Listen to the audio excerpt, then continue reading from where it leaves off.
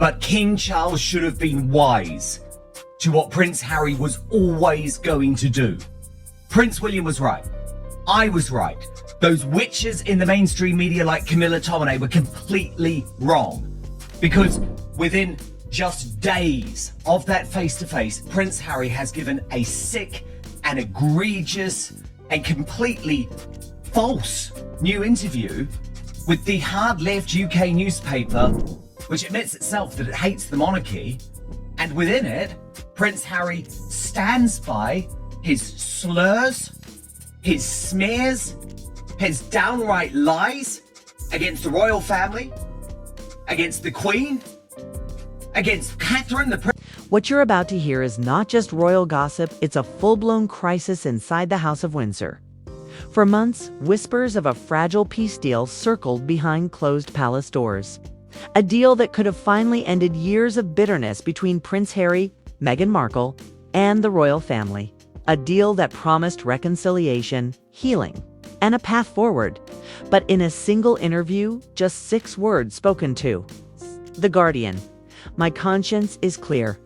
Prince Harry shattered it all. Insiders say those words weren't just defiance. They were a declaration of war. The carefully crafted truce crumbled overnight. Calls went unanswered. Private meetings were canceled. And behind palace walls, fury erupted. Prince Harry is said to be livid. Furious that the royals pulled away. Furious that once again, he finds himself on the outside. For Harry, the interview was meant to draw a line in the sand, to say he had spoken his truth. For the family, it was the final straw, proof that the rebel prince could never be trusted to keep royal matters private. And now, the so-called peace deal is in ashes. The monarchy faces another storm. And the question that has haunted Britain for years is back with a vengeance. Is Harry the wounded son trying to heal?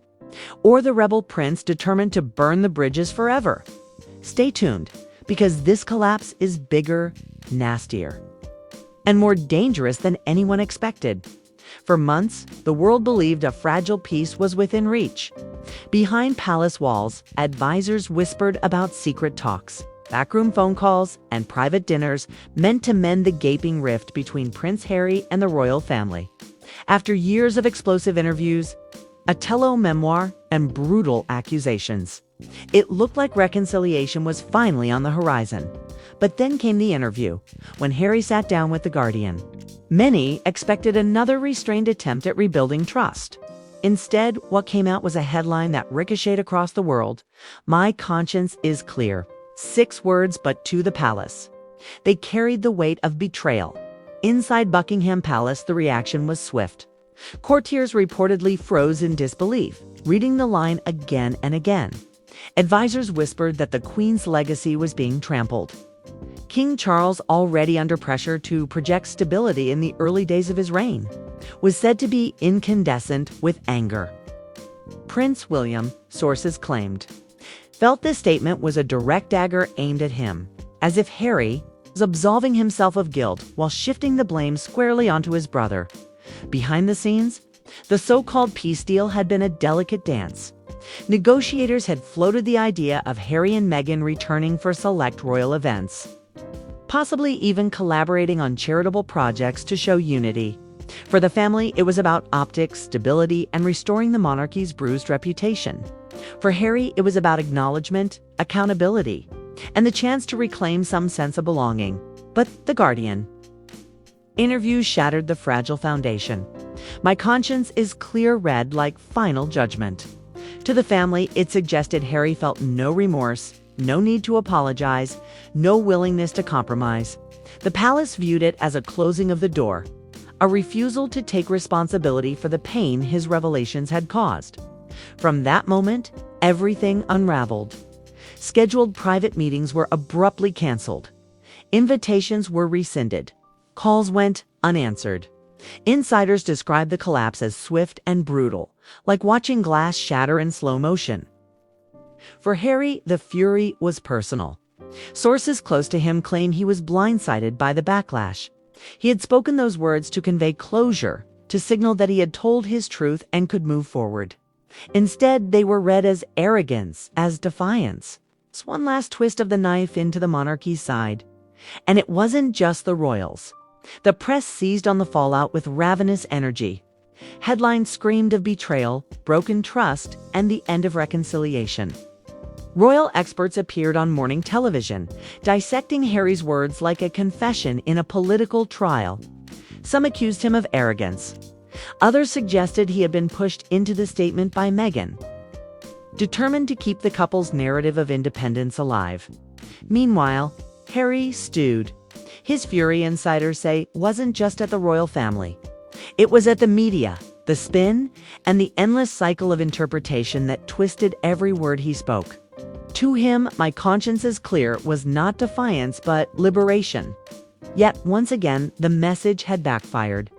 This left Harry in the worst possible position, isolated from his family, vilified by the press, and painted as the architect of the peace deal's destruction. As part 1 closes, the stage is set, a fragile truce shattered by 6 words, a furious prince caught in the middle of a storm, and a royal family that now views reconciliation as not just unlikely, but impossible. The question now, was this collapse inevitable? Or did Harry just slam the door shut forever? The collapse of the so-called peace deal didn't just stay behind palace doors. It spilled into the public sphere with explosive force. Within hours of the Guardian interview, media outlets from London to Los Angeles plastered Harry's words across front pages. "My conscience is clear." For some, it sounded like freedom. For others, it sounded like arrogance. But for the monarchy, it felt like betrayal. The fallout was immediate. Inside the palace, King Charles reportedly canceled all quiet channels of negotiation. A planned dinner with Harry and Meghan during their next UK visit, scrapped.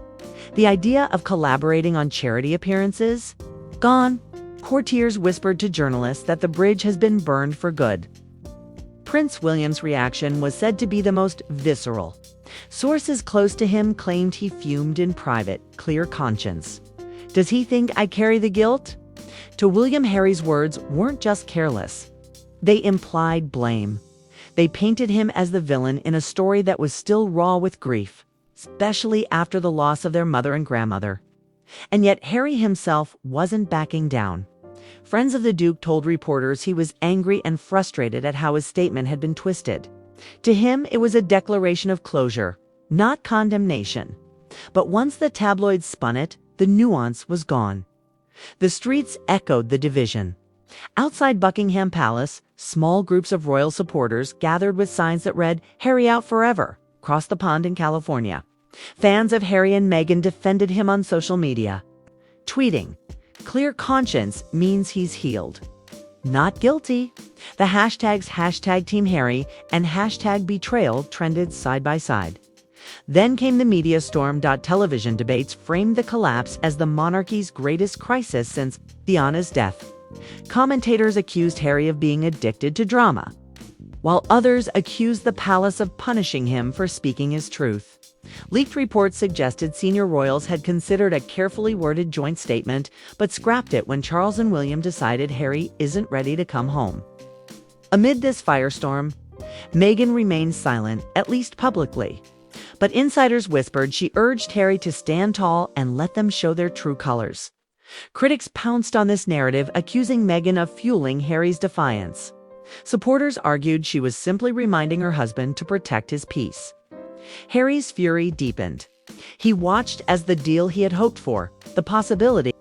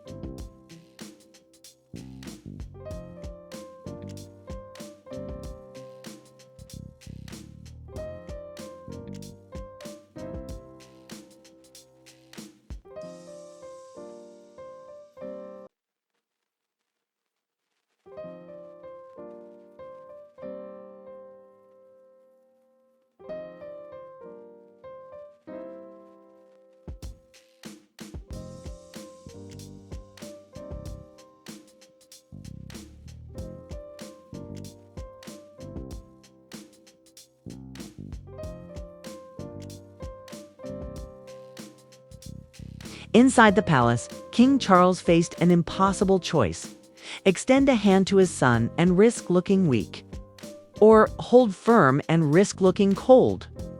According to insiders, he chose the latter, telling aides, "Duty comes before sentiment, always." It was a line meant to project strength. Instead, it painted him as unfeeling, fueling critics who already doubted his reign. Meanwhile, Prince William's anger deepened into resolve. Reports claimed he told close allies there could be no forgiveness without accountability. To many, it sounded like a man preparing for war, not peace. And then came the people. Across Britain, faith in the monarchy cracked. Polls showed younger generations drifting further from the crown. Commentators on nightly news programs asked hard questions. If reconciliation is impossible within their own family, how can the monarchy reconcile with the modern world? In the US, Harry and Meghan were painted as martyrs by some, opportunists by others. Netflix reportedly approached the couple for a follow-up documentary, with producers whispering, "This collapse is the next chapter, and people want to see it." But Harry's fury hadn't cooled. In private, he reportedly told friends, "If they want to shut me out, I'll show them why my conscience is clear." Some insiders interpreted this as a threat, a warning that more revelations could be on the way. The palace braced for impact. Advisors feared another memoir, another explosive interview, or even a leaked archive of private communications. Each possibility carried the potential to damage not just the monarchy's image, but its stability. And so the whispers grew louder. Was the House of Windsor facing its greatest crisis since the abdication of Edward VIII? Could one son's rebellion trigger a constitutional reckoning? The media fed the frenzy. Headlines screamed of a monarchy in collapse. Late-night hosts joked about the royals airing more drama than a Netflix series. But beneath the jokes was a chilling truth. Public trust in the monarchy was eroding, fast. And Harry, he was both the cause and the consequence. A prince without a kingdom, a son without a family, a man with nothing left to lose and everything still to prove. The stage was set for something historic. Either the monarchy would adapt, confronting the truth it had long buried, or it would collapse under the weight of secrecy, bitterness, and betrayal. Collapse, betrayal, exposure, change, these were no longer just headlines. They were the rhythm of a family tearing itself apart. And as the world watched, one question burned hotter than ever. If 6 words could destroy a peace deal, what would Harry say next? Because this was no longer about reconciliation. This was about survival. And the battle for the future of the monarchy had only just begun. Prince Harry's 6 words, "My conscience is clear," didn't just collapse a fragile peace deal. They set off an earthquake inside the House of Windsor. What was supposed to be a moment of healing turned into another chapter of fury, betrayal, and shattered trust. King Charles has chosen duty over sentiment. Prince William has drawn a line in the sand, demanding accountability before reconciliation. And Harry, he's angrier, more isolated, and more defiant than ever. A man with nothing left to lose and perhaps more secrets still to share. This isn't just royal family drama. It's a battle between truth and tradition, between loyalty and survival, between the future of the monarchy and the freedom of one man determined to speak his truth, no matter the cost. But here's where you come in. Do you think Harry was right to declare his conscience clear? Or did he just slam the door shut on the last chance for reconciliation? Should Charles and William have given him another chance? Or were they right to cut ties once and for all? Drop your thoughts in the comments, because this story isn't just playing out in the headlines. It's playing out in the court of public opinion, and your voice matters. If you want the full truth, the raw analysis, the details the mainstream press won't touch, make sure you like this video, subscribe, and hit the notification bell so you don't miss the next chapter in this unfolding royal saga, and share this video with anyone who needs to understand just how fragile the monarchy's future has become. Because if 6 words can collapse peace, imagine what Harry might say next. The story isn't ending. It's only the beginning. Only the beginning.